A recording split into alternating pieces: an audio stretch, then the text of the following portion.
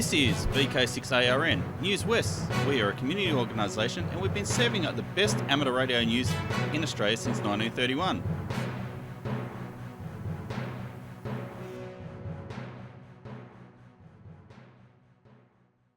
Hi there, I'm Clinton, VK6FCRC, and welcome to Newswest for the 6th of October 2024. Now on with the show. You may have heard the tagline, Amateur Radio, the original social network. It's pretty good really, considering that the term these days applies to the use of electronic media to connect people together. Of course, social networking wasn't invented by radio amateurs, nor was it invented by internet geeks. Social networking has been around for as long as people sat around together talking about the things that interest them. At one end of the timeline, and Facebook didn't invent that term either, people may have discussed where they might find the food they needed for survival, or what the weather or the gods or whatever was doing. Zip ahead to today and those topics are still up there with many more added.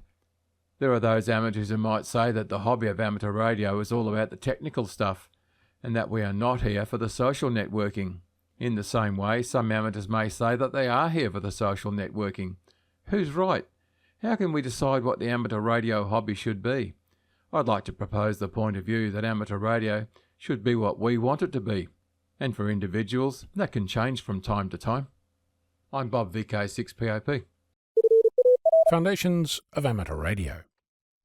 Over the past few months, I've been investigating the history of the IARU, the International Amateur Radio Union, to help it celebrate a century of amateur radio achievements. If you're a radio amateur and you pay anyone a membership fee, I have questions for you. Let me set the stage with a quote from the IARU. Quote, "All licensed radio amateurs benefit from the work of the IARU, whether or not they're members of their national IARU member society. But every radio amateur should be a member. Only by combining our efforts in this way can we ensure the future health of amateur radio, for ourselves and for future generations." End quote. That's straight from the IARU website. It seems like a lofty and worthy aspiration. Before I proceed, let me assure you that I'm absolutely committed to improving this hobby and this community, committed to strengthening its representation, its reach, and increasing its activity levels. The IARU has existed for nearly a century. It consists of a global organisation and 3 regional ones, each working towards improving on and advocating for the amateur community. Governed by different constitutions, each organisation pursues similar but not identical roles within its sphere of influence. Most, if not all, IARU organisations are run by volunteers, people like you and I, who stick their hand up and help out, writing documents, attending meetings, updating websites, managing membership information, and all the other things that the IARU apparently does. I say apparently because getting anything other than motherhood statements from any of the IARU organisations is like pulling teeth. To construct a historic list of elected office bearers, President, Vice President, Secretary, Treasurer, and various regional directors is an exercise in archaeology, and much of the information doesn't appear to exist. That also seems to be true for what the IARU is spending its money on, your money. The IARU is funded by the fees that we pay to the representative body in our country, either directly or as a member of a club who contributes. In my case, if I was paying a membership fee to the Wireless Institute of Australia, like I did for a decade, some of that would pass to the IARU Region 3, and then from there some would pass to the global IARU Secretariat. Multiplied by every country and every paying member in that country across a century, there are significant and, to the best of my knowledge, unaccounted for sums of money involved. Then there is the list of things that the IARU has achieved. I don't doubt for a moment that people have been working very hard, giving it their all, helping, working late, doing things above and beyond to make outcomes appear, as if by magic, without any of the blood, sweat and tears associated with the process. I suppose it's like sausage, nobody wants to see how it's made, and I understand the sentiment. What of the outcomes, the published results? Should they be secret too? At the moment, the IARU claims that it represents amateur radio on the global stage, and on its website lists its achievements, namely 21 MHz, amateur satellite, WARC bands, more amateur satellite bands, more 7 MHz frequencies, easing of restrictions in relation to disaster communications, 136 kHz, 472 kHz, 5 MHz, 50 MHz in Region 1, international roaming, and emergency communications. Impressive list, right? There's 12 achievements listed in all, across 100 years, with meetings in cities all over the globe with hundreds of people participating. Mind you, it appears that only recently has some level of coordination emerged between where meetings are held. By and large, each organisation meets every few years, staggered, so there's always a meeting in a different country every year. Those frequent flyer miles must be adding up. If only there was another way to communicate across the globe. So let's look at this in terms of effort and reward. Let's say that across the globe that at any one point in time there are 100 people part of the IARU infrastructure across the 4 organisations, or 25 in each. It's a modest representation. Let's say that they each volunteered 1 hour per week, so 52 hours a year, 5,200 hours across the entire IARU per year, or 520,000 hours across a century. This means that each achievement took more than 43,000 hours of volunteer effort. Unless, of course, there was more achieved that is undocumented. Mind you, 52 hours per year per volunteer is also probably light on, potentially by orders of magnitude.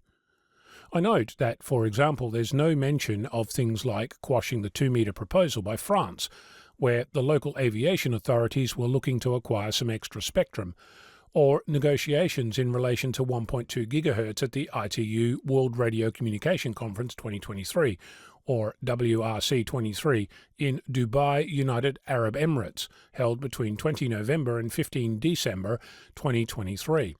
My point is this: what is the IARU doing? Is it really effective, or is it burning volunteer hours like it's going out of fashion? What is it spending your money on? Where is the record of all this activity? What level of accountability is there? Is your peak body looking at the IARU books? Are they holding the IARU accountable, or are they part of the problem? There is plenty of evidence that there are other issues too. As I said, I attempted to write down who was elected president in what year, in which IARU organisation. Aside from missing decades of information, there are amateurs in that lineup who served as president for 26 years. Imagine that, a representative body that elects the same person for 9 straight terms. I'm not naming them, the information I have is incomplete. Right now, I cannot tell you who was previously elected across IARU Region 3, or list anyone between Hiram Percy Maxim, elected in 1925 as the first IARU president, and 2009 when Tim Elam, Victor Echo 6 Sierra Hotel and Golf 4 Hotel Uniform Alpha, was elected president to the global body. But it's unclear if he was the only president between 2009 and 2024 when he was re-elected. So what do we do about this? First of all, am I just tilting at windmills, or is this an actual issue that needs fixing? And if so, what might that look like? Engagement would be my first guess. Is your club sending money to your peak body? Has it asked what the funds are used for? If you're a member of your peak body, have you asked them where the money goes, and how much of it goes to the IARU, and what it's spent on?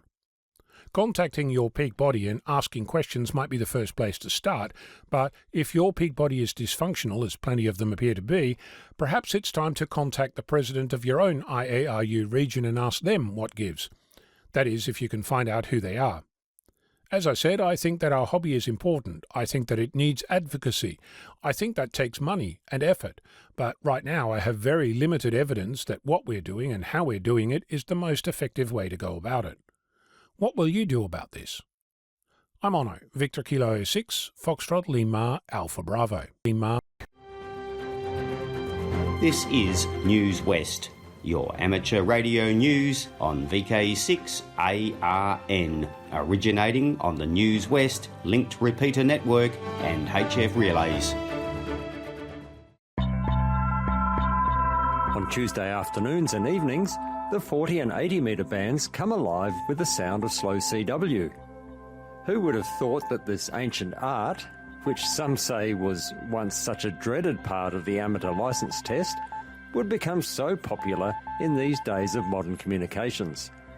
The uncontrolled net is run in designated portions of the two bands to encourage new CW operators to have a go at slow CW in a safe and really friendly environment. Slow speed and lots of mistakes are par for the course. It's all about having a go, starting with a basic call sign and RST exchange, then over time getting better and better. The net also attracts its fair share of old-timers who enjoy helping others to have a go or to just enjoy the banter. The CQ-QRS net started in Western Australia 3 years ago and has been running every single Tuesday and has been unbelievably popular. The net runs from 3 p.m. until about 7 p.m. on 40 metres, then moves to 80 metres, and we've had up to 60 stations on air having a go, and who knows how many listeners are out there every Tuesday as well. So the CQ-QRS net is on 40 metres between 0700 Zulu and 1100 Zulu, that is 3 p.m. until 7 p.m, and is held between 7020 and 7040 kHz. Then between 0900 Zulu and 1300 Zulu, which is 5 p.m. until 9 p.m, we're on between 3540 and 3570 kHz every Tuesday. There's no net control, so when you're ready to have a go, just find a quiet spot and start calling CQ-QRS at about 75% of the speed you can copy. Most stations will match your speed, so go slow until you're really comfortable with CW. So this might be just the opportunity you've been waiting for to have a go at transmitting on CW, or perhaps just to stop the contacts rusting up on your key. Doesn't matter whether you're brand new to the code, or if you're an old-timer who would like to have a bit of fun and help encourage new operators by having simple, safe QSOs at their speed. We'd love to have you join in. Too much switch mode power supply hash on 80 metres? This might be the incentive to do something about it. With a cheap noise canceller costing less than $100, 80 metres could be easier than you think. So again, the net starts at 3 p.m. every Tuesday above the DX segment on 40 metres between 7020 and 7040. Then, after 7 p.m, moves to 80 metres between 3540 and 3570 kHz. There are usually stations in the west, east and in between listening out for your CQ-QRS call. For more information and to receive our free weekly CQ-QRS RagTune newsletter, contact me, Mark, VK6QI, via the email on qrz.com, or you can use our address cqqrsnet@gmail.com. That is cqqrsnet@gmail.com, and I'll be pleased to have a chat. Hello from VK6RRG. This is WAG News for the week beginning Sunday, October 6th. The next meeting of WAG will be tomorrow, October the 7th. The meeting will be held at the First Pelican Point Sea Scout Hall, located at number 12 Australia 2 Drive in Crawley, right down the end past the yacht clubs to the sharp left at the end. Doors will open around 7 p.m. for a 7:30 p.m. start. This meeting will see a talk and practical hands-on by Anthony VK6AXB on the topic of repeaters, a quick overview, and cavity filters, the who, what, where, why, when and how. How to convert an ex-commercial VHF cavity to the notch filter that we need for 2 meters. WAG has a whole heap of unconverted cavities, and if you learn how to, it could be a good project. Also, we have had a request from the First Amelia Heights Scout Group, who have done JOTI, that's Jamboree on the Internet, for a number of years, and are interested in this year also doing JOTA, Jamboree on the Air. Are there any WAG members who can help? we would sling up a quick and dirty antenna around about 12 on Saturday, and then can go to late, no later than midnight, and begin again on Sunday after 0600 or so. I have said that I will know more on the availability of WAG to help after the meeting on Monday. A reminder that we have used Scout Group's halls to meet for the past 20 years or so. So putting back into scouting when asked is a great way to stay on side with Scouts WA, the Scouts WA radio team, and now that we have the container down at the Scout Training Centre, even more reason to stay in good with the Scouts. So if you can help this October 19 and 20, even for a few hours or so each, that would be great. Come along to the meeting tomorrow night and let's plan our Jota 2024. This has been Mark, VK6 X-Ray Lima Zulu. 7-3s from WAG VK6 RRG. Hello everyone, this is Clive, VK6 CSW, reminding you that tomorrow is the first Monday of the month, time for the Radio Amateurs Old Timers Club of Australia's October Bulletin to go to air. Please note that this month there will be no 10-metre transmission from Mike VK8MA. This month, as well as the latest club news, I'll be talking about Fleming, pioneer of radio's early days. This will be followed by Bill VK3BR with a discussion on tin whiskers and a mystery solved. Everyone, RAOTC members and non-members alike, is most welcome to listen to the programme and to join in the callbacks afterwards. Full details of all transmissions, times, frequencies and modes can be found on the RAOTC website at www.raotc.org.au or just Google RAOTC broadcasts. If none of the transmission times suit you, you can download the audio file at any time from today from the club website. If you do listen this way, some brief feedback would be appreciated. Now, some local broadcast details. Tomorrow, Chris, VK6JI, will transmit the bulletin on 80 metres on 3620 kHz starting at 8 a.m. Please note that this start time of 8 a.m. is an hour earlier than it used to be. Also at 8 a.m. local time tomorrow, there's a transmission via digital mobile radio on the VK-DMR network Talk Group 5. At 10 a.m. local time, the program will be transmitted via the Newswest linked repeater system, simultaneously with a 40-metre transmission on 7088 kHz, again by Chris VK6JI. On Wednesday, October the 9th, we have a D-Star broadcast at about 4:30 p.m. WA local time. Please note this time change now that Victoria has changed to Eastern Daylight Saving Time. This will be transmitted via D-Star Reflector 91C following the AR Newsline. On Sunday, October the 13th, repeats of the RAOTC Bulletin follow the 7 a.m. 160 metre broadcast of the WIA News by Phil VK6GX and the 40-metre broadcast by Chris VK6JI. The 40-metre transmission now starts at approximately 8:30 a.m. shortly after the 80-metre transmission ends. The next lunchtime meeting for members and friends of the RAOTC in Perth is on Tuesday, October the 8th at the Woodbridge Hotel, 50 East Street, Guildford. We meet at 11:30 for midday lunch. An attractive, well-priced seniors menu is available, which can be viewed online. Everyone's welcome to come along and have an eyeball QSO. There's adequate car parking, but if you are coming by train, be sure to alight at the Guildford East, repeat Guildford East station. Full details are on the club website under the heading Luncheons. Once again, tune in tomorrow for the October RAOTC broadcast, and we look forward to hearing your call sign in the callbacks.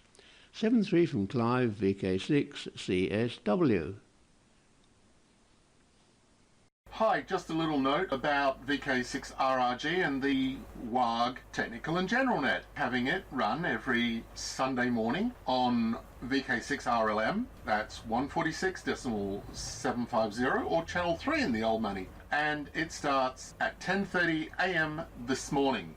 Of course, if you're listening in the evening, it's next week. This is Newswest, your amateur radio news on VK6ARN, originating on the Newswest linked repeater network and HF relays. The October edition of RASA's QTC magazine should be published next weekend, so keep an eye out for it.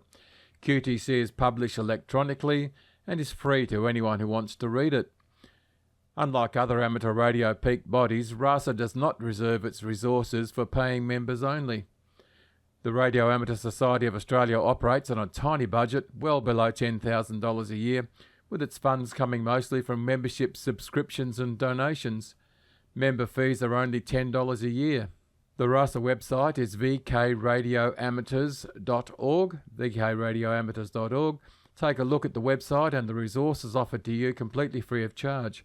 These include an amateur radio technical support help desk, VK Regs, a website dedicated to explaining amateur radio regulations in Australia, and QRM Guru, which walks you through processes to eliminate or reduce QRM, and of course the Foundation Level Study Guide, developed by a team from RASA.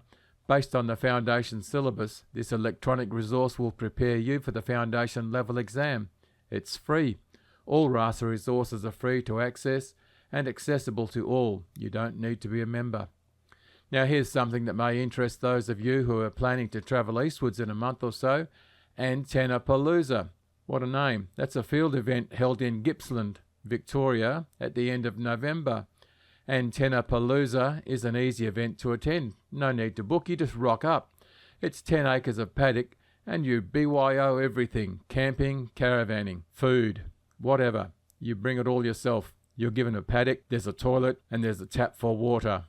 There are a series of talks on various subjects, and of course, as the name suggests, it's about antennas. Bring and try your portable antennas. And the show item for the weekend will be the erection of a curtain array. Interesting. If you're interested, take a look at the website antennapalooza.net.au. antennapalooza.net.au. Good morning, fellow amateurs and shortwave listener. Roy VK6 X-Ray Victor with this week's helpline for the 6th of October 2024. Today I have the following items for you. First off, I have a dual band VHF UHF Bofang 8 watt to 1 watt transceiver. $15 or nearest offer for that. There's also a Yaesu Fox Tango 70 Delta 2 meter 70 centimeter 5 watt handheld transceiver. $130 or nearest offer. Contact Tony VK6 Alpha Tango India on mobile 0472 608 523. 0472 608 523. Email to Tango Alpha Romeo Golf Echo November Tango India at aussiebroadband.com.au. Also have a laptop computer. It's an Acer Aspire 3 with a 15.5-inch screen laptop, November 1C4 A315-41 series with W10 installed, price $120 or nearest offer. Also have a peak power meter. It's a Ines or Echo India November Sierra model Papa Hotel Papa 11, 1000 watt RF peak power meter, price $80 or nearest offer. Contact Tony. He may be contacted on mobile phone 0472 608 523. 608 523. That phone number once again 0427 608 523. Or landline is 089 528 67135. I'll say again, landline 089 528 6735. Next group of items comes from David. He's downsizing his shack and has for sale the following: a Yaesu Fox Tango 2800 mic, $150. He also has a Kenwood Tango Sierra 660 6-metre HF transceiver, $250. There's a Mirage amplifier, 35 watt, 2 metres. Bravo 34 Golf, $50 on that. There's also a Palomar amplifier, Tango X-Ray 225 HD, $50. There's an ATU homebrew HF homebrew tuner, $50. There's a homebrew power supply 12 volts for the TIA660, that's $20. There's also a Fox Tango 209 Romeo Hotel handheld transceiver plus manual, $20. There's a Morse key for $20, and low pass filters 0 to 30 megahertz, $10 each, and a mystery bag of bits and pieces for $10 also. That's about all I have for you, but if you want to contact me for those items, you can do so. Email address Victor Kilo 6 X-Ray Victor at bigpond.com.au, or telephone 0427 000 995, 0427 000 995, or that email again, Victor Kilo 6 X-Ray Victor at bigpond.com, and that same address, that same email for any item for next week's broadcast. This is all I have for this week. Once again, thank you for listening. 7-3 from Roy, VK6 X-Ray Victor. Hi there, it's Clinton, VK6FCRC, back with you. And did you know that Newswest is now on YouTube?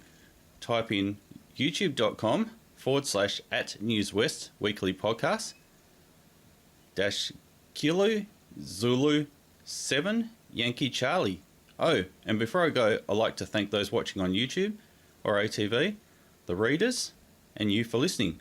I'd also like to thank our team, the broadcasters, and those submitting content each week. Please stand by now for callbacks after the broadcast, or head over to the VK6.net website and fill out the forms so we know how many people are listening each week.